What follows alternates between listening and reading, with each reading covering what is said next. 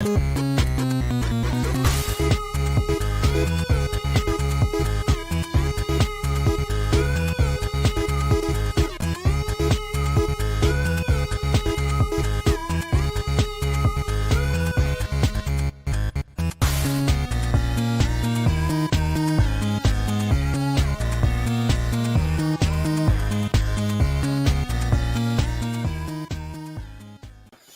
and welcome to the Wednesday night edition of the CFB Super Show. I'm your host, Walter Waddell, aka Dubdeuce85, and I'm joined this evening by my good friend and usual co-host on the Big Thursday show, Jake Kushek. Something come up in the foray of life, so he is going to be with us tonight covering the 3-game Thursday slate, the 2-game Friday slate. We're going to chop it up a little bit. Maybe, we can get him to give us a play or two for the big main slate before we get out of here. Of course, talk about PrizePicks and then any betting stuff. Betting went pretty well last week for us. PrizePicks pretty decent. DFS went well. Of course, a late night slate with the Washington Huskies. That was always fun. But overall, just a pretty solid week in general for college football ahead. And college basketball preview show starting on Sunday night. Pulling double duty here, so lots of stuff going on. But Jake, what's up, man? How are you? How were things last week? And glad to have you tonight instead of tomorrow. Of course, I'd love to have you tomorrow as well, but I'm always happy to see you either way. What's going on, man? Yeah.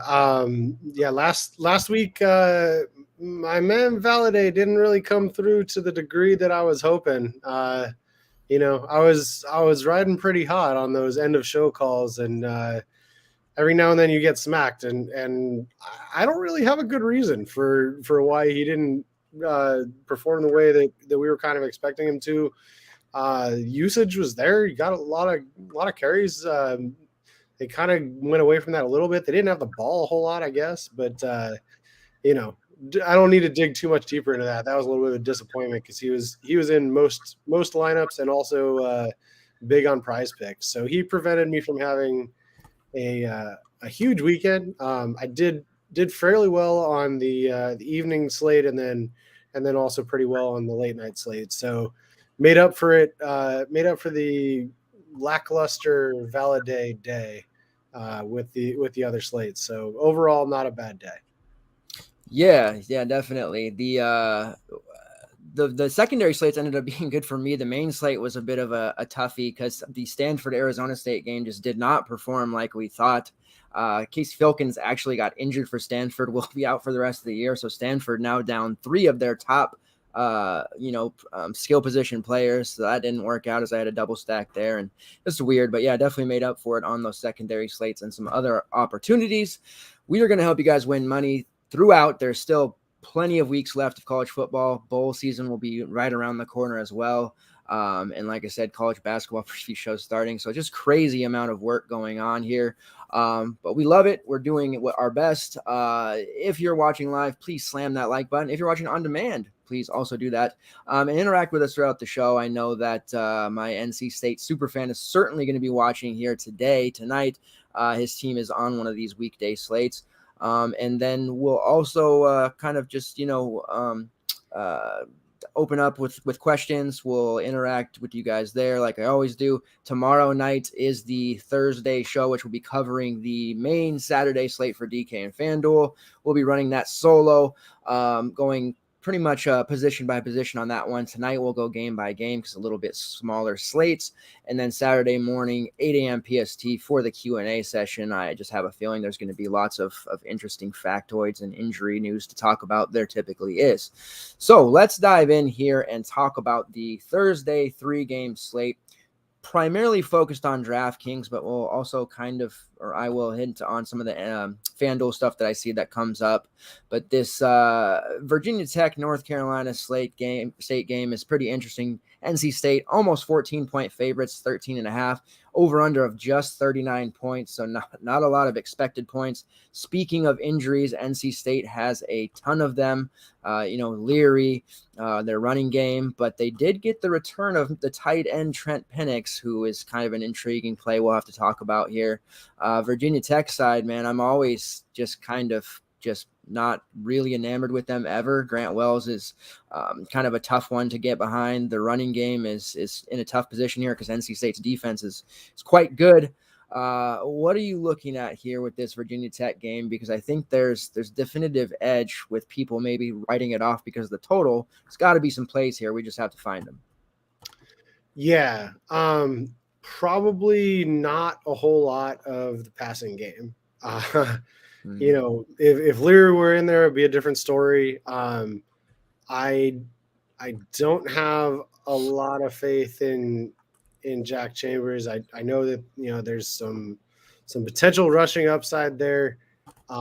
There's just, you know, two pretty good QBs, actually three pretty good QBs that we have to choose from. I don't necessarily need to go to Chambers. And if I'm not doing that, it probably eliminates the passing game options. I also saw that Chambers passing yards PrizePicks total was cratering. You know, it was down in like the 165 range. You don't want to see that for your quarterback, right? For a whole game. That's like usually what you want in a first half. So maybe that's your dude, but I'm probably not going to go there. I'm probably going to focus more on the running game. We don't have Demi, right? We lost him last week and probably won't have him again. So that means Jordan Houston time to the degree that it can. And we've seen Vatek give up some pretty good big games on the ground. I think that's probably the place that I'm most likely to go. You know, just given what Izzy Abanaconda and Pitt did to the Vatek defense, I probably am going to have to stick on the ground game, and I think Jordan Houston's probably going to get the bulk of those carries. So at a pretty reasonable $5,400 price tag, I think that's where my exposure is going to lie. On the Vatek side, I don't know that I can get into any of that. I don't want Grant Wells, and I mean it's receiver roulette, but it's like receiver roulette that's gross given the context. There's maybe some consideration to Caleb Smith just because you get kind of a discounted price point, but there's just too many other dudes in the especially the Utah Washington State game that I want to get to in the receiver room. So you're saying there's some edge somewhere. I'm looking to you to find it because I'm probably pretty focused on just Jordan Houston calling it a day from this one. Yeah, makes a lot of sense. You know, there's just there's low total. It's going to be a turnoff game for most, but at the end of the day, somebody's got to perform here, right? There's got to be a touchdown scored somewhere. Hopefully, these weekday games and slates in general have been totally just the opposite of the Tecmo Bowl weekends that we've been having. Teams that we normally see score are struggling to put up points, and this is definitely a game that terrifies me. With Sumo banged up, and yeah, like you said, if he's definitively out, Jordan Houston looks pretty darn good. He was dealing with a head injury of his own, but he had 12 carries in their last game, so I think he's probably fine. They had some issues with Devin Carter missing a game in their wide receiver core. They did get the one player that I might look at, and this was the NC State special, was Trent Penix, their tight end. He's been out, hasn't been around. He had 2 catches for 25 yards in his first game. He's an emotional leader from what I've read. There's some excitement there as a min price guy. Maybe we can roll him out there. I don't know. Otherwise, depending on Carter status, Keon Lisane at 3-4. Yeah, there's only like a 160, 155 prop for the quarterback for Chambers there, but still 160 for these guys who are 3-4, 3K. Like maybe they can work out. Otherwise, it's Houston or even a guy like Malachi Thomas. Even the defense for North Carolina State being pretty tight, it's tough to get behind, but Thomas has been so active in the passing game. Wells, when he was at Marshall, liked to throw to his running backs as well. You see 11 catches for Malachi in his first 2 games back there, which has really kind of amped up his fantasy total, scored at least one touchdown in each game. So 7-2, I think people might be looking to possibly get away from him just because the price point is higher. The defense of NC State is kind of known for being so good. Sean Tucker did rush for about 100 yards last week. Or a week or two ago with 14 carries. So not horrible. Florida State's rushing. Jordan Travis ran for 100 yards. We know their rushing is tight and really good. Clemson, they did a good job clamping down Will Shipley. It was the quarterback, DJU, who had 2 touchdowns, 70 yards rushing. So there is some opportunities here, but it's mainly been at the quarterback position. And I just know if we completely write off Chambers 100% or we completely write off Grant Wells 100%, that one of these guys is going to end up, rushing for 2 stupid touchdowns and having a field day. GPP exposure only. I think I'm with you. I was hoping that you'd have a sneak for me, but I think it's really just the 3K Penix there at the tight end spot, or one of the running backs. All right, there's some sneaks, just not in this game. Yeah, I was looking for the sneaks in this particular game, unfortunately. All right, the next game on the slate, Louisiana versus Southern Mississippi. Louisiana 1-point favorites, total of 43. So we have another game that is a little bit lower of a total, but we definitely have some excitement here with Chandler Fields out or / doubtful or has been out for Louisiana. Ben Woolridge has come on the scene and played really well. Was it the showdown slate against Marshall a few weeks back? He had a nice game on the ground, rushed for 45 yards, 2 touchdown passes. We were looking to the running game there, and he ended up producing quite well. It's around 21 fantasy points. Last week, he exploded against Arkansas State, 316 yards, 5 touchdowns, nothing really on the ground. Wouldn't necessarily say to expect that type of performance again, but he's shown a pretty good penchant for scoring either on the ground or through the air. He's comfortable with the weapons that he's had. He's made them much better with Fields, getting the best out of guys like Jefferson, Fleming, Stevens is not bad. All of these guys are pretty high variance type of plays with this Louisiana team, but I definitely like the quarterback, and I'm looking at him, at the 7-3 price point and feeling pretty comfortable. As far as the slate, man, I just feel like it's really low scoring, so I don't have a lot of excitement, but I do think Woolridge is a guy who's going to coast in there at like 3x performance. As far as running backs go, with Chris Smith banged up, we did the, Terrence Williams game, Jacob Kabadi, he's out there. All of these guys under 4K, Draylon Washington, not super exciting for me necessarily, but looking at the wide receivers, if you want somebody, it's probably Michael Jefferson. Let's pull up the targets so that we can really see, because, yeah, it's starting to look like, we're going to have a slate backloaded with a Pac-12 game. Michael Jefferson, far and away the target leader on the team with 44. Next closest is Errol Rogers with 24. Neil Johnson, the tight end, at 21. So if you're one of those guys that feels you have to have your quarterback paired with a wide receiver, that's probably who you're looking at. With Southern Miss, we have the Golden Eagles. A guy that I always like to target when they're on the slate is Frank Gore Jr., sitting there at 6'8". Last time he was on the slate was it Miami? Yeah, a while back. He let everybody down. I think that will, inevitably left a bad taste in people's mouth. He's not throwing the ball as much as he did last year. In fact, he's not doing it at all. His carries have been pretty heavy the last 4 weeks, 15 plus, not finding the end zone, and his pass catching is not really there either. So I'm wondering if he's going to end up being a little bit on the lower owned side, but I do definitely like him. This is a slate where I could possibly see running backs to be different in GPPs if everyone's going to be doing the cam stack. But Gore is just a guy that is going to touch the ball a lot, even though he hasn't been doing a ton necessarily with it. The rush defense for Louisiana has been solid. Obviously, nobody stops Clelin LeBourne for Marshall, so he did his thing against them, but Arkansas State didn't get a lot. South Alabama took LaDamian Webb 23 carries to get to 75 yards. ULM, they had Andrew Henry got to 123 yards on 11 carries, but everybody else that has played them has pretty much struggled on the ground, so it's hit or miss there, but Gore's penchant for 20-plus touches, whether it's as a pass catcher or a rusher, makes me interested in him, and that price point feels maybe a little bit high that it'll push people away. And then at wide receiver, Jason Brownlee, target leader, 60 targets in 7 games, 31 catches, 400 yards, 4 touchdowns. Had some pretty mammoth games last season. Whenever they were on the slate, he really kind of popped. hasn't had a lot of those games necessarily this year. Quarterback play has been kind of up and down. When he's been targeted heavily, you see 12 catches against Troy, 31 fantasy points, over 100 yards against Miami. In that game, they had to play catch up, 24. But really, the like I said, inconsistency at quarterback. You see a lot of 3 catches, 2 catches. He had a 9-target game where he pretty much had a Dontavian Wick style game where he caught less than 30% of those.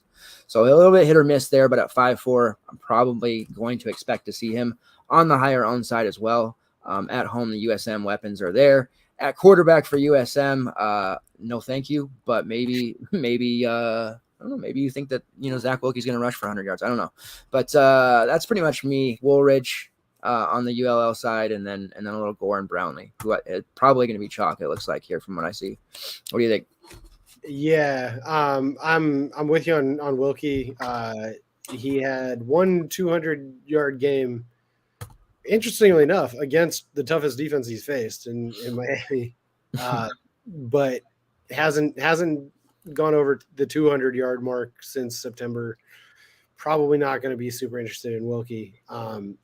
I do like the Gore call. I feel like there's got to be a couple different builds, and I do want to have some Gore exposure.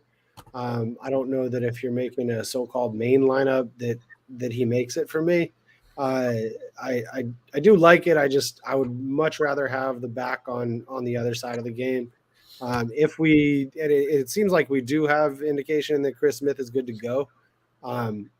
And if that's the case, I mean, he doesn't always get a ton of volume in the running game, but he does, especially in, the 2 most recent games that he played in. He does get a lot of involvement in passing games, 6 catches in one, 5 in the next, to go with, 10 plus carries, and probably going to be pretty efficient against USM defense. At least not as fearsome as the ULL defense has been on the ground. And I think that there's something to be said for the salary you save from Gore to him too. Not saying you can't play Gore and possibly even play them together, but I think if picking one, I'm kind of leaning towards Chris Smith on that. And then in the passing game, you could go to Brownlee, you could go to Jefferson. I'm not overly enthused about either of these quarterbacks, and so I'm going to be less likely to go to their pass catchers. And so, probably same kind of thing. If you're doing multiple lineups, get a sprinkle. If you are just bonkers about this game and want to pair up, the Jefferson and Brownlee, ping pong back and forth touchdowns and play that narrative, more power to you. It's probably not a direction that I'm going.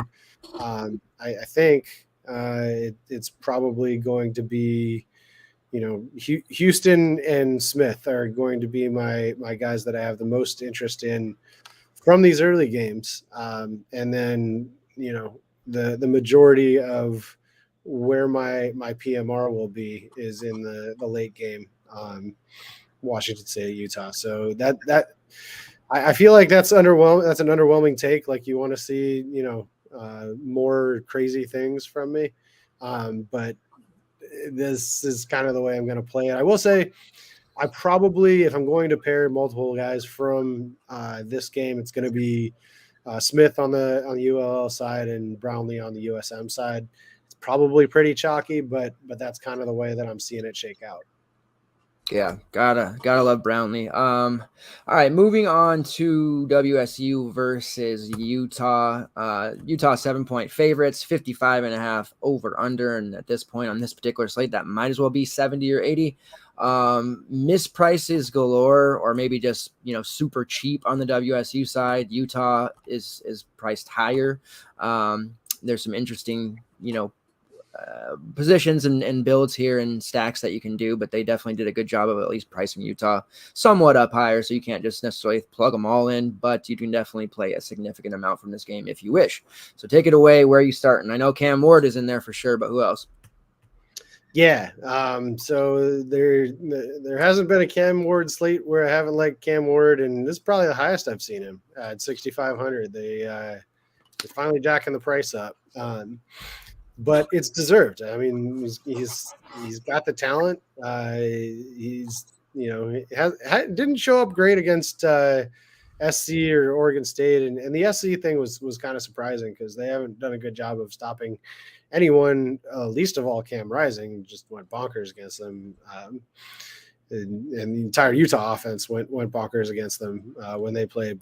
But I do see a good game coming from Cam Ward here. We do lose Renard Bell, which means it's a little bit of musical chairs in terms of their alignment. And depending on which beat writer you believe, the way that I'm reading the tea leaves right now is we're going to get Deshaun Stribling moving into the slot, and then Leighton Smithson is going to take over on the outside in Stribling's primary slot or primary spot. So that means that we also get, Donovan Ollie with kind of the same involvement, which hasn't been much. We get a little bit of Lincoln Victor, which has been pretty meager as well. We'll probably get a lot of Robert. Is it Farrell or Farrell? The last broadcast said Farrell, but I mean, who knows?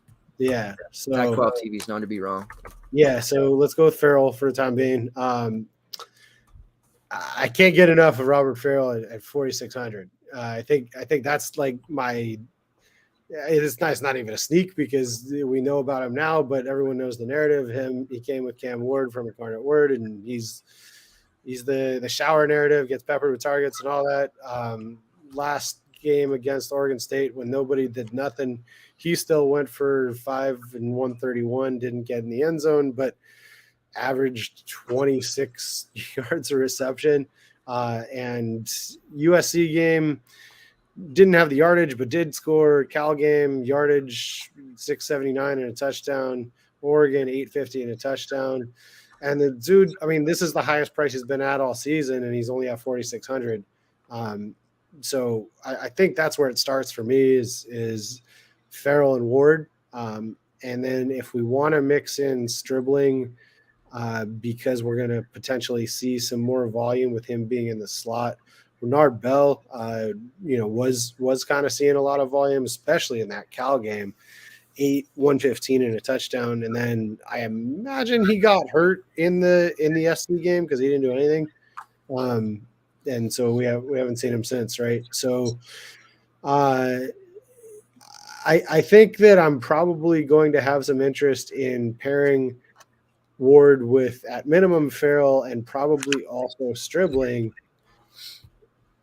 But what we have as a caveat to that is that Stribling's right in that same price point as Brownlee. So now you're making the decision between a second auxiliary receiver at an elevated price point in Stribling or the guy who's really the guy in Brownlee of the USM offense. And so that's going to be a decision that we have to make. I think I'm probably, even though I'm definitely using Ward, I'm probably likely to use either Farrell or Stribling and not necessarily go with both, because I do want to use two receivers from the Utah side, and I'm running out of receiver spots even if I use 4 of them, right? So probably going to go Ward and Farrell on the Utah side, and then on the Washington State side, and then on the Utah side, Cam Rising is going to be 99% owned. I think everyone's going to get to Cam Rising despite the elevated price point. And then Kincaid and Veli, I mean, they're both good. Probably lean a little bit more Kincaid just because he has at least, the USC game was ridiculous. You're not going to get 15, 217, and 1 ever again from him. But I think there's going to be more volume and the requisite amount of explosiveness for him to outpace Veli at even a lower price point. And Veli's kind of been more touchdown driven. Has excellent games when he gets in the end zone. Did get in the end zone twice against San Diego State. But since Kuthi's been gone, it's really been more Kincaid focused. Other than the Oregon State game where 3-17-1 is probably not what you want to see from him. But I think he's going to get everything done here, right? So rising with one or both of Kincaid and Veli, paired with Ward and one or both of Farrell and Stribling.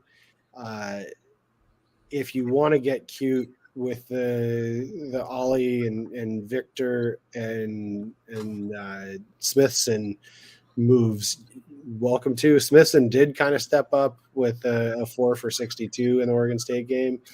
But I think those are more alt build type plays, main lineup. I think 3 total receivers from this game is probably the way that I'm looking at it. And then how you split that up based on which team is kind of a function of roster construction and just individual preference. Yeah, man. Starting for me on the Utah side, I've been fading Tavian Thomas pretty much all season. His carries have fluctuated up and down, and he kind of bounced back a little bit against UCLA. He's always really kind of chalky whenever Utah's on the slate, and it's usually those secondary slates. So I'll be interested to see if people finally write him off and watch him go ham. But Micah Bernard's just been really kind of, with that pesky Nat getting carries, getting receptions, kind of pushing him to the side a bit. So I'm kind of probably going to avoid the running game there, much like I think the majority of the field will, but it'd be nice to see Thomas still garner ownership just based off name alone. With Kuthi out, yes, the year of the tight end, as it were. I've been, we've all been saying that for quite a while. Dalton Kincaid, they're blessed with these all-world tight ends. Losing one in Kuthi is tough, but Kincaid, yes, stepping right into that role and getting the touches for both into one person instead of having to share. And we saw that against USC. And you're right, probably won't see that type of number, but definitely a guy who's going to have targets pushing, towards 10 plus more often than not. Even the game against UCLA where I really needed him for a takedown to come out and just go wild. He had 4 for 67. Hardly a terrible game at 4-4, but I definitely wanted more. A guy who has a lot of touchdown equity. Price is 6.5, which I think is the highest he's ever been dating back to last year. But with Kuthi out, there's a lot of targets there to go to him, and I personally trust him more than Veli. Veli might have the touchdowns here or a big 100-yard game off of a 70-yard catch or something. But I think Kincaid's just going to give us more of that consistent PPR work that we want. So I'm with him and Rising most likely if I can find a way to get away from Rising. In some builds, I definitely will. 8.8 is a really steep price to pay for him. I know people are going to see that 55 and be like, oh, holy hell. But, we'll see. I think he's probably going to settle into somewhere in the mid-20s, but will still be higher than most of the other quarterbacks on this slate. On the WSU side, yes, I'm a believer in Cam Ward on this particular slate. The wide receivers for the Cougars have been really weird coming into the season. All the talk was about Deshaun Stribling. He's going to be so great. He's going to do all this otherworldly stuff. Pretty mediocre. Big game against Idaho, I guess, 7 for 51, and then he had a nice game, in week 3. But he's been pretty just, 3 to 4 catch guy, and he hasn't really stepped up and become that big time WR1 stud. Donovan Ollie to start the season was kind of just almost, I don't want to say out of nowhere, but didn't get a lot of hub coming into it. And he was just blasting off 2 of the first 3 slates I think he was on. He was super chalky. And then, as Cam Ward's guy comes into it at, I think week 3, has had 6 plus catch. Got myself tongue-tied. 6 plus targets in 4 straight games, double-digit fantasy points in 4 straight. So at 4.6, he will definitely be highly owned and is the guy to go. If you're playing multiple lineups, a great slate to do so because you can just basically rotate through here. You have Smithson at 3K. You have Victor, who has actually some, not saying Smith doesn't. Victor has some really good talent, and I wouldn't be surprised to see Victor actually score a touchdown in this game and play way better than people would expect. And you can just kind of rotate through those options. At running back, I like quite a bit, actually, Jalen Jenkins, not necessarily for his rushing ability, but the fact that he catches a lot of passes. And even with a coaching change and a philosophy change over the years, this Cougars offense has still, with Max Borghi over the years, even really relied on passing the football to their running backs. And we saw Nakeem Watson before he got hurt. He was catching, passes. It's just kind of a thing that they do. Jenkins has kind of shot up the board since he's gotten heavier looks the last 3 games. He's was he 4th on the team now? Let's see. He's 5th on the team now in targets at 17. 12 catches, 101 yards, 2 touchdowns. Looking at it, he has had 2 or more catches in 3 straight, 2 for 54, 4 for 30 and a touch, and that's 3 targets in 3 straights as well, which was dominated by the last game against Oregon State where he had 6 targets. So if they're having trouble moving the ball at all, or the receivers are getting covered here by Utah, maybe an inspired Utah defense, you'll see a lot of dump offs to Jenkins and some opportunities for him to rack up some yardage, which he's perfectly capable of doing. Utah has this notion of being a really strong defense that locks up running backs, and Jenkins is nowhere near the level of these running backs. So I'm not trying to lead anyone to believe that, but Sharbo obviously for 200 against them. We saw Florida go pretty wild against them. USC ended up just doing everything they wanted against them. Travis Dye had 76 yards on just 11 carries. Had they given him like 20 carries, I think he would have blasted off for 150 plus. They shut down Oregon State, but looking at it, Arizona State, we saw Valladay get shut down on the ground, but he contributed in the receiver. There's just a lot of opportunities for Jenkins here to produce, and I don't think he'll be very heavily owned. And his price point of 4.8 is not exactly super, value oriented, but I just think there's going to be enough volume and for him to be used in a Joe Marks or Dylan Johnson like manner where he might rush for 40 yards. Yeah, big deal, whatever. But he's going to have some touchdown equity, might punch one in, and then he's going to have 3 or 4 opportunities to catch some passes and turn that into some chunk yardage. So while everyone's looking to the WSU wide receivers, don't be afraid to get a little bit of Jenkins there at home. I think he could perform just fine. So looking at it, Utah and WSU, looking at projections, I don't have ownership or anything, but just looking at raw numbers and stuff, it certainly looks like 4 out of this game at minimum. Like I said, I'd love to see people kind of gravitate towards Thomas there just because of his name and the Cougars defense is beatable. But I think it's going to end up being Ward and pass catcher at minimum, perhaps 2. And then Cam Rising and one of his guys, which for me is going to be Kincaid. So not a lot of creativity on this slate, but these weekday slates have been so wacky. I really would encourage you guys to maybe try to build a separate lineup, aside from that boring one, because the opposite, and obviously the slates are contained in their own little movie here, but the weekday slates have been the opposite of what we thought for the past 3-4 weeks, and it's just been super silly.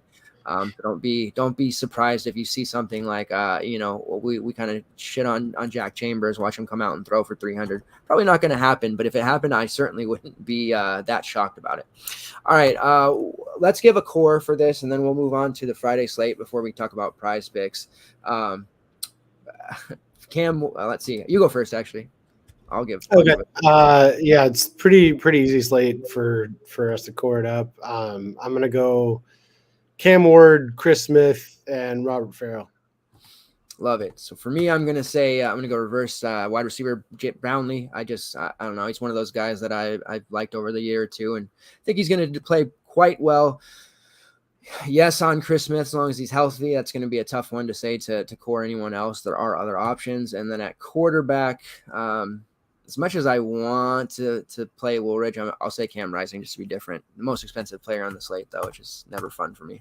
All right, moving on to Friday. It's a 2-gamer. We got East Carolina versus BYU. We got, FIU versus Louisiana Tech, 2 really low bottom barrel teams, but some options to look at. Looking at the spreads for that one, ECU 3-point dogs against BYU at their house, but a total of 63.5. Much more fantasy friendly game. And Louisiana Tech 6.5-point favorites on the road against FIU, a 57 over under. FIU has been real tough this season. They got a win recently, so maybe they're playing better. But starting with the ECU BYU game, running backs versus BYU has been a thing that has developed. It's not full-blown DVP just yet, but there have been some really big games from multiple players at the running back position versus BYU. My man from Liberty, formerly of Hawaii, Day Hunter, had a 200-plus yard game against them last week. Made some money there on PrizePicks. for his fantasy total and betting that game. Rocket Sanders rushed for almost 200 against them. KJ Jefferson went completely ballistic. They had two different running backs for Notre Dame, neither of which was Chris Tyree, ironically enough, rushed for 90 plus yards. Calvin Tyler rushed for 100 yards in a losing effort. I think the only one that didn't do well was Titus Swen, and that's just because Wyoming was so bad at the beginning of the season. He had like 70 yards on 20 carries or something like that. But we're seeing a clear pattern here with running backs, RB1s doing well. And I think that means, for me at least, I have to consider the guy who's been chalked 2 night slates in a row, or 2 secondary slates in a row, I should say, Keaton Mitchell, who has cost me multiple dollars in back-to-back weeks as well because of late touchdown scoring. UCF, he didn't need to be on the field. They were up over UCF by a lot, and he got to come in and punch in a late touchdown. That hurt. And then the overtime against Memphis, he scored 1 million touchdowns, which, even though I had 2 players from that game, he buried me as well. So I now have to go over and consider him. When healthy, he has been extraordinarily productive. He has 3 games well over 100 yards, actually 4 games over 100 yards, multiple touchdowns, just a 6-8 price point, even on the road against BYU, in a spot where, I'd be looking for a chalk piece like this to bust, but I think this is the time where I'm just going to follow the DBP and run with him. So he's really got his lion's share of the carries there with the knee injury of Rajay Harris, costing him the year. That would have been the only guy to really pilfer any carries from him. So he's got the job, and he's going to run it down BYU's throat. He has a quarterback in Holton Eilers, who is, actually pretty damn accurate in conference plays, actually almost 71% completion rate, which is a big step up for him over last year. 2 of his last 3 games, he's been over 76% completion rate, and both those games were over 300 yards. So not only is Keaton Mitchell's appearance helping their ground game now, but he's able to get loose and has more time to throw the ball, and he's getting a lot more guys in single coverage. Lately, he's been really peppering the transfer there, from the Maction, Isaiah Winstead, and he's still getting peppered quite well. But you'll get these random CJ Johnson games, and him and Eilers have played together for a long time, dating back to freaking middle school. Johnson is a guy, he forgets about him sometimes. He'll have 3 catches, and then he'll explode like he did last week, 11 catches for 140. So the preeminent and ultimate GPP play, guy who can literally get you 60 fantasy points potentially, but he could also throw up a 5-point spot. The most consistent option at the receiver spot is going to be Winstead, just because of his PPR looks, his more catchable ball rate, and he's just a more reliable target. So 900 more for Winstead to pair with Eilers. That's what I would continue to do, but I'm also going to be heavily invested in Keaton Mitchell. So I'm looking at probably a 3-man ECU stack. They've been pretty good to us for DFS purposes this year. For BYU, Jaron Hall sitting there at 8K, I certainly like this as well. These two, Louisiana Tech has just terrible things going on at quarterback. They're all injured constantly. FIU doesn't have anything much better at quarterback. So I think it's a slate where it's a 2-gamer. I'm not going to overthink it. I'm just going to throw out the 2 best options at quarterback that I have, and that's Jaron Hall and Holton Eilers. At this point, Hall's going to give us a little bit of rushing game. He's going to throw the ball, 35 times in this particular matchup, throw multiple touchdowns. His touchdown to interception rate has been phenomenal, 19-3. Although he has been picked off twice in the last 3 games, but still throwing 2+ touchdowns pretty consistently. And even though at wide receiver, Cody Epps has been really phenomenal. He's hurt now. Chase Roberts has been in and out of the lineup. Puka Nacua in and out of the lineup. Gunnar Romney in and out of the lineup. Even with all those injuries, he's still producing and turning guys like Keanu Hill and Cosper into reliable fantasy options. And then you can't forget about Isaac Rex, who is never owned, but has this massive random touchdown equity and will sometimes, last year especially, score 2 touchdowns at 1% in 4K. So you have to definitely look at him. Cody Epps was our guy that we've been riding for a couple weeks on BYU slates. Everybody was in love with Keanu Hill. We kind of pivoted there, got some good games from Epps, but now he is not going to be playing. I'm not sure what the full extent of the reason, injury, whatever it is, but he's out. Chase Roberts is warming up back in the mix. Didn't see action against Liberty. Has been practicing apparently, so we'll see what happens with him. I think it's just Puka Nacua at 5'8", probably a little underpriced for this matchup and the primary pairing option. Although depending on the Romney-Roberts status, we do have to consider Keanu Hill potentially being a chalk piece and also being a guy who can put up 5 for 160 here, depending on who's actually going to be involved. But Puka was a FTN brand favorite last year. We haven't really been, at least I haven't really been talking about him much this year. It's been hurt, the other guys getting targeted. He's returning kicks. He's still getting carries. Actually, a lot of carries lately, 10 in his last 2 games. Just a weapon that they utilize for jack of all trades at 5'8". That's just probably going to be too cheap. Even better if someone like Romney or Chase Roberts sits out. So that's where I sit with BYU. I'm not really interested in their running game, although Chris Brooks is also banged up, dealing with a hamstring. He's not available. Lopina Katoa could be getting lots of work. He's been there forever, but it's probably going to end up being something like Miles Davis, even though he's been banged up and kind of ailing and barely played against Liberty. So the running back spot for BYU is a little dicey for me. Their team just continues to deal with injuries, which is tough. So what do you think here? How many are you stacking from this game? Who do you like? All that good stuff. Is there anyone left for me to talk about? Mm-hmm. So I think we're in lockstep on this. I am definitely heavier on the ECU side. I do think that the lack of Brooks will lead to more Hall, both by land and by air. I think we're going to see a lot of Jaron Hall, and that can get erratic at times, but probably ends up looking a little bit better against ECU than it would against the tougher defense. However, we expected a pretty big game from John Rice Plumlee against ECU, and that didn't show up. At least not to the degree that we wanted it to, right? So don't want to guarantee, 30 points out of Jaron Hall, but I do think that there's a lot of opportunity. And he's a better passer. He just is than Plumlee. And so they can't key in quite as much on just stopping his rushing ability. To the degree that he may have, a more robust rushing game than we've seen from him in a while. I don't think he's gotten more than 30 yards on the ground, and I think he's got the possibility to get closer to 50 in this one. But I am a lot more on the ECU side. Give me everyone. Ehlers, Mitchell, Winstead, Johnson. One guy you didn't say was Marlon Gunn, and if there were carries that weren't going to Keaton Mitchell last game and in general, they were going to Marlon Gunn. Didn't do too much against Memphis, but got 11 carries, had a couple catches against UCF. He was, I think it was mainly because ECU just freaking had the ball so much. They needed to give Keaton Mitchell a break, right? And they were up pretty decent in that one too. So that is part of it, but I think that there's also a concerted effort to get Gunn involved, and so at 3,400, if you have one of those drives where Winstead and Mitchell get it down inside the 10, and then Mitchell just broke off like a 40-yard run and needs a blow, Gunn is going to be the next man up and has the potential to put that one in, punch that one in for a touchdown.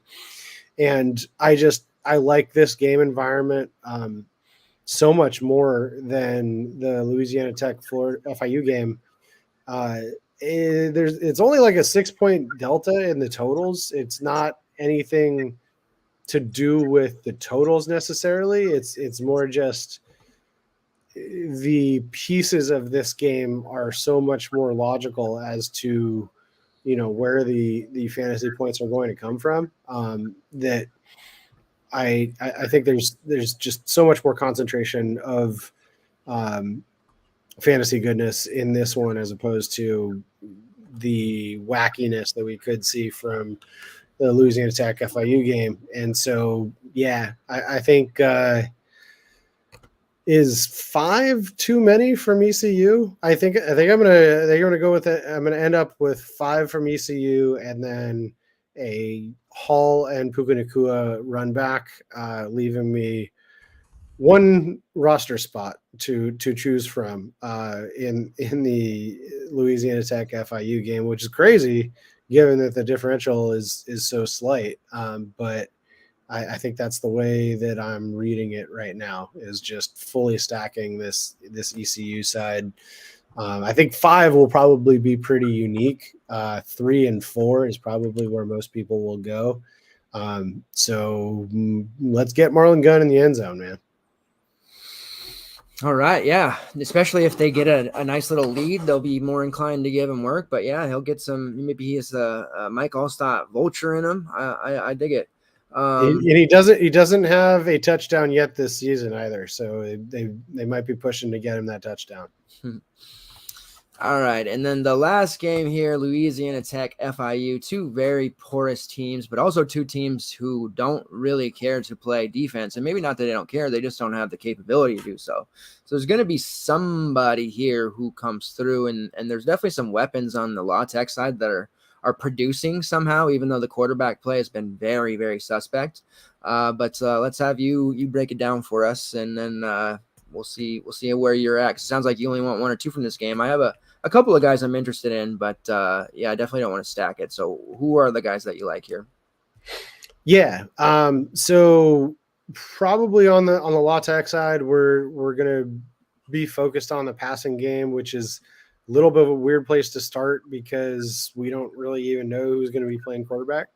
It sounds like Parker McNeil is maybe going to go. But if he doesn't, then we get Liddy, right? And I don't know anything about Liddy, right? He looked okay against Rice in very, very limited action. So I can't get comfortable with anything on the quarterback side, and there's 2 quarterbacks I'm very, very comfortable with. So probably not go into that, but that doesn't mean that we can't go to the passing game. They are going to start a quarterback. Somebody's going to be back there, and FIU is terrible. So it's kind of a roulette wheel between the tight end Griffin Hebert and the 2 Harris guys. I think if picking between the 3, Trey Harris has actually been the most consistent in terms of explosive, gotta have it kind of games. Everyone thinks of Smoke Harris as kind of the top dog there, but at least in terms of catches and doing a lot with those catches, I probably am going to lean Trey Harris, even at lower price point. And the last game against Rice, 892 and 3. I mean, even with quarterback uncertainty, that's an interesting place to go. Don't necessarily want a lot from the running game. Couldn't tell you who's going to do what in the running game. I guess Marquise Crosby is probably the guy at this point. But against North Texas, where he should be in a blow up spot, 9 carries for 46 yards. So you don't want that kind of game, especially when you could have Keaton Mitchell instead. Like that's not it's not really what you want to do, even at minimum price. There's still other guys who are going to be involved, and they're probably going to throw the ball more than they're going to run. And so it seems trappy to me to go to a guy in the running game just because he's min priced. The one guy I would consider playing him over is the guy that I was just talking up so much, which is Marlon Gunn. If you find yourself in a Marlon Gunn scenario where he's the last piece and want to go to Marquise Crosby instead, yeah, sure. I see a lot. I see that being a certainly a chalkier play on a 2-game slate. Probably trying to avoid that if possible, but I certainly understand the move. And then on the FIU side, I don't know. I guess we're do we believe Tyrese Chambers is real is the real question, right? Like 2 games of 10 catches, a lot of games of doing absolutely nothing. he is kind of a guy that can blow it up and get down the field pretty quickly. Do I want that over Johnson? Maybe. Do I want that over Winstead? Certainly not. Do I want that over Puka Nacua? Certainly not. Do I want any part of the FIU quarterback situation? Absolutely not. So that said, Lexington Joseph, seeing some consistency out of him lately. 14 carries, 7 carries, 6 carries, 17 carries. I don't know. Is he going to get 14 carries or is he going to get 6 carries? Part of that's probably game script, but he's at least interesting enough to me to be, in consideration at one of the running back spots to pair up with Keaton Mitchell. But again, I don't know that I'm necessarily prioritizing him, and I probably would be prioritizing somebody like Crosby just because of the differential in price, and that's more in line with the risk that you're taking. But I just also don't see a lot of touchdowns coming from these running backs in this game. I see, long touchdown passes with blown coverages and spotty tackling in the secondary being kind of the road to points in this one. And so I'm just, more bullish overall on the ECU BYU passing games in general. Yeah.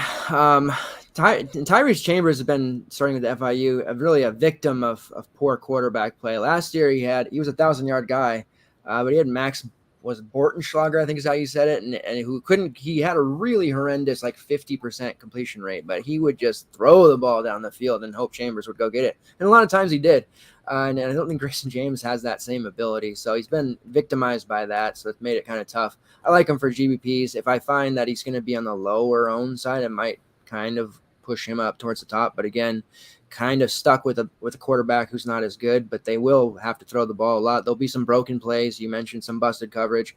That's where these big touchdown plays are going to come from. And Chambers is definitely a guy who can do it. But my interest is certainly with La Tech. Not on the quarterbacks at all. You had mentioned, it's been really just tough sledding there, injuries galore. But for me, obviously, Trey Harris sitting there at 5'3". Smoke Harris has coming into the season, the reputation for being the guy. Trey has really kind of matched him and then some. So he's the one that'll be more popular, knowing that you can get Smoke at a reduced rostership, but you are giving up some ceiling.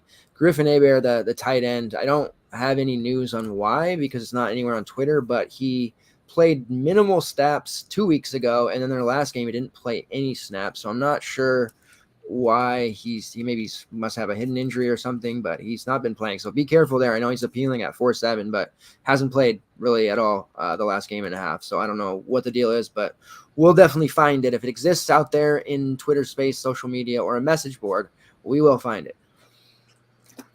But Trey Harris, definitely, I think he's kind of a gotta-have-it guy for your main build. And then, yeah, at running back, I mean, it's not a total void spot, unless, if you don't go with your cheapy guy from ECU, who you're talking me on here slowly. Marquise Crosby, he's had double-digit carries in 4 of his last 5, not really finding the end zone, not contributing in the receiving game or anything, but he's got 2 games out of his last 3 over 75 yards. So at $3K, a cheap guy that we at least know is minimally going to get 10 to 12 touches.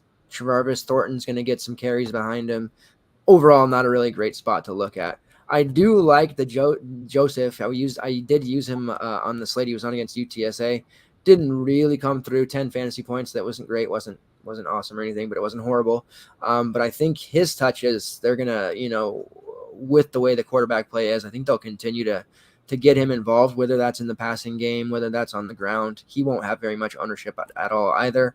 I think for me on these smaller slates, I'm just looking for ways to get a little bit more creative over the rest of the field and find myself, maybe taking a shot on somebody like Crosby and hoping he finds the end zone or hoping he catches, 4 passes for 40 yards and gets me enough points. And then the rest of the way, I've got my ECU stack, coming through. So I know Alex, my NC State guy who's there in the chat, he won a couple weeks ago with a major Arkansas BYU stack city, and I think he won the $1,000 single entry tournament. So he's probably looking to stack that game, as is everyone else. As far as a core for this slate, I think it's obvious which game it's going to come from, but there's different ways to go at it. But I think, Jaron Hall, he's been banged up as well. Alex mentioned he had a shoulder thing. He'll play. I think he's my core. If I want to play just one quarterback and get really creative, it would be Hall over Eilers. Clearly both, but Hall's my core guy there. I'm circled back around and playing Keaton Mitchell now after he's burned me fading 2 weeks. So I fully expect a bust out of him this week. So fade there and win money. And then at wide receiver, Trey Harris. What about you, my friend? Yeah. So I think I'm with you on Jaron Hall. Gotta go that direction. I gotta go with Keaton Mitchell, and I gotta go with Can I do two? I mean, yeah. Puka Nacua and Isaiah Winstead. Like I don't envision, if I built 150 lineups, I would envision having both of those in all 150. Just so much production out of those two, and there's like no reason at all to be salary conscious. You can fit pretty much anyone you want on this slate. So yep. Probably going to say those two receivers along with Hall and Mitchell. Yeah, there's some really actually kind of good receivers that I'm kind of excited about that are all in the mid range. Those two plus Trey Harris. I think that's a group that we'll see quite a bit of in our opponents' lineups as well. All right, so PrizePicks is up. There isn't a lot for the Thursday, Friday games. There's a few things, but they don't, the board's kind of lean. You're not going to be around tomorrow. I don't want to put you on the spot, but I know you look at PrizePicks early. So Let me ask you what some of your favorites are, and that doesn't have to be Thursday, Friday games. That can be any game this week. Yeah. Well, so I don't know what's going on. Just to touch on, I don't know what's going on with the Thayer Thomas receiving yards prop. It came out at 57.5. I hit the under immediately on that. It is no longer on the board. If that comes back at any point at a number higher than like 45, I would probably still hit the under, just because I have so little faith in that passing offense. So that is one that I'll mention for tomorrow. And then for the main slate, Saturday slate, I have put some in there. I'll go over those. They are, as you might suspect, heavily involved in the Ohio State-Penn State game. Not entirely on the Ohio State side. I do like Stroud over 300.5. He got to 289 or something in the Iowa game that had like the worst possible game script, with just turnover after turnover after turnover, followed by field goals, like just the worst possible environment for him to hit a passing yardage over, and he still almost got there. 300.5 in what it's probably a more competitive game. I think he's probably there by the third quarter, and sitting pretty on that one. I would love if they would put a JSN prop up. They haven't done that yet. Let's continue to look for that JSN prop, because I think if they do put one up, it's going to come in like the 65 range, because they have Harrison and Igbuka at 80.5 rather. Both of them there, so they're projecting 160 yards to come from those two guys. I did take Harrison over 80.5, but I would also love to see a JSN prop come up as well. And then on the other side, I really like Parker Washington over 4.5 catches. I think he's going to be heavily involved in the comeback, and Ohio State is going to be able to score quickly. And so as long as Clifford can continue to get first downs, Parker Washington's going to be a big part of that. I think, he'll probably get to 5 catches again by the third quarter, just because they're going to be given the opportunity to play catch up quite a bit in this one. And while Ohio State's defense looked amazing against Iowa, Iowa is not built to compete with Ohio State, and they're built to compete with Michigan State and Wisconsin, and play trench warfare type games. That's not the way that this one's going to go. This is going to be a lot more spread out, a lot more back and forth ping pong, a lot of passing kind of game, and so I think Parker Washington's going to be a big part of that. And they're going to want to get him involved early with easy catches. So 4.5 seems like a pretty easy number there. I do realize there are other games on the slate. So we'll also get to Michael Mayer. Man, I mean, he's just like the whole offense at Notre Dame. They're giving him all the target share that he can handle. He opened at 15.5 for his fantasy score. He's still there. So that's, it's what, 9 catches for 70 yards or 7 catches for 90 yards. If he doesn't get a touchdown, if he does get a touchdown, it's almost automatic that he's going to get to that 15.5 over. And so, if you think he's going to get 100 yards, that's a pretty easy over as well. Two guys that I really like for DFS purposes that I think are fairly underpriced for the usage that they have been getting in their offense. And also I like their PrizePicks numbers. Those two things kind of go hand in hand. Chase Brown at 125.5 rushing yards and Mo Ibrahim at 120.5 rushing yards. I think both of those end up closer to like 150. They're facing Nebraska and Rutgers, two teams that have virtually no rushing defense and also won't be able to maintain possessions and will give the ball to their opponents a lot, meaning lots of rushing yards and, clock killing and time to kind of pile on against a tired defense. And if you get one of those 60-plus yarders from either of them, getting to 120 or 125 gets a heck of a lot easier.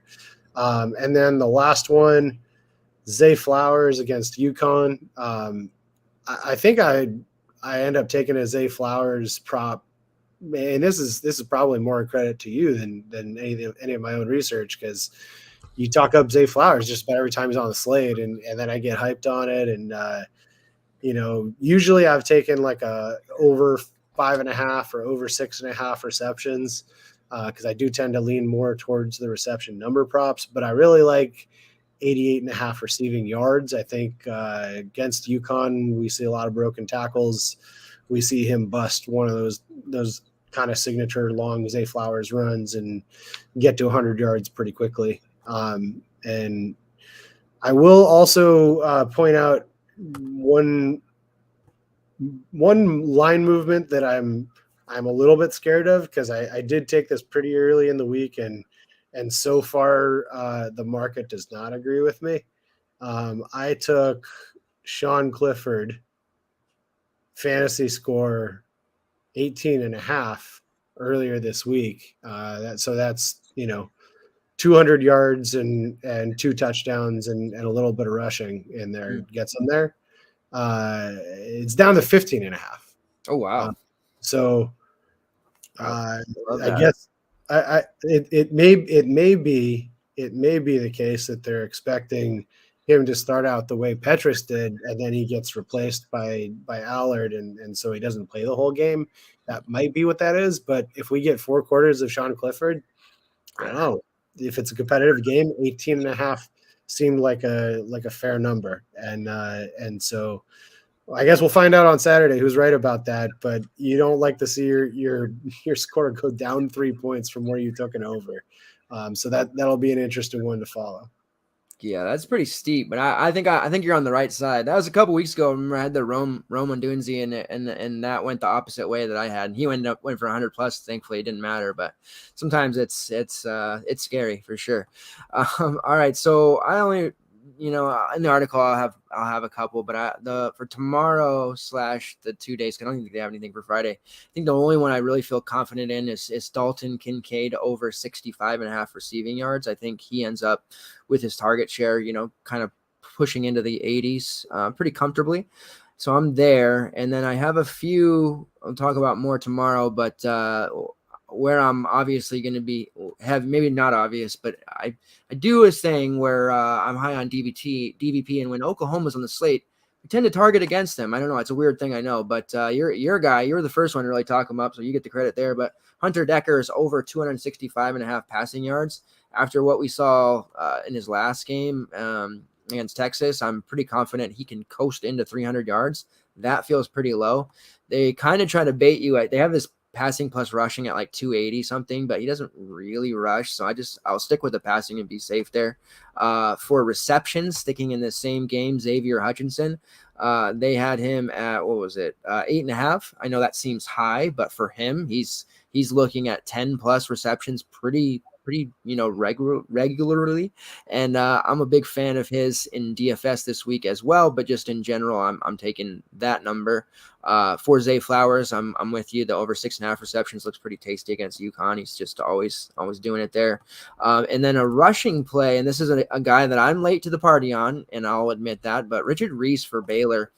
Multiple injuries around at the running backs. They're giving him very, very high volume. Last week, he was his signature game to date of his career, sitting there against Texas Tech, a game where there'll be some passing or whatever, but he's at 81.5 rushing yards. So that feels pretty advantageous considering he's probably going to touch the ball at minimum 20 times. Hopefully it's not a game where he gets a bunch of these little dump off passes and it goes the wrong way for us, but 81.5 rushing yards feels pretty low for the expected volume for Reese in a very offense oriented game. And Baylor suddenly, man, they look really good. Looks like, back on the team with Abram Smith or something. So those are the plays I'm looking at initially. There are some other ones I'm noticing and some other stuff, but I'll get into those tomorrow. Those are really the ones that popped out at me, and I'm going to be heavily involved and invested in this Iowa State side of things. So targeting against Oklahoma hasn't failed us yet, and I don't think we should stop doing it until it does. And even if it does fail, I think we should just go right back to it anyways. All right. Betting wise, there isn't a lot of props to necessarily talk about for these games, but I definitely feel like ECU +3 is a strong play. BYU is just beaten up, injury galore. Even Jaron Hall playing injured. We had Liberty just smashed. We had that. That was a nice bet that a lot of us had last week, and I think that this one will be close. If anything, it'll be within a field goal. So feel pretty comfortable there, taking them +3 and then sprinkling some on the money line.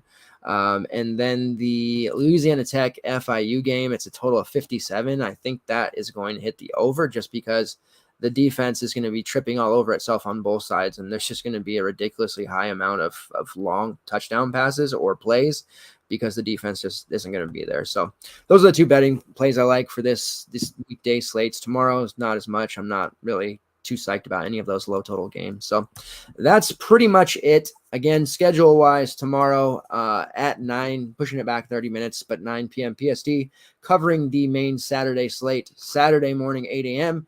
PST, doing the Q&A session, and then Sunday evening at 9 p.m. College basketball preview shows. That will be the Big East preview. There will also be a show on Monday and Tuesday, meaning I will be doing 5 to 6 different shows next week and possibly going on Meanie's show to talk about college basketball. So I'm ready to quit my day job, Jake, when I can hit the big one. Hasn't happened yet, but we'll see. Lots of content going on. I'm excited. You're not going to be around much tomorrow, but that doesn't matter. You'll be around Saturday to hook us up, and you're writing the Saturday night slate as usual, right? Yes, sir. Cool. So that is it. Thanks, guys. I'm Walt Waddell, aka WDUCE85 on Twitter. You got Jake Kuchek there holding it down with me as always. What a guy. I couldn't do tomorrow, but he decided to come on today, and gotta love that work ethic. So good luck, everybody. Win lots of money, and we'll see you back here tomorrow night, same time, same place.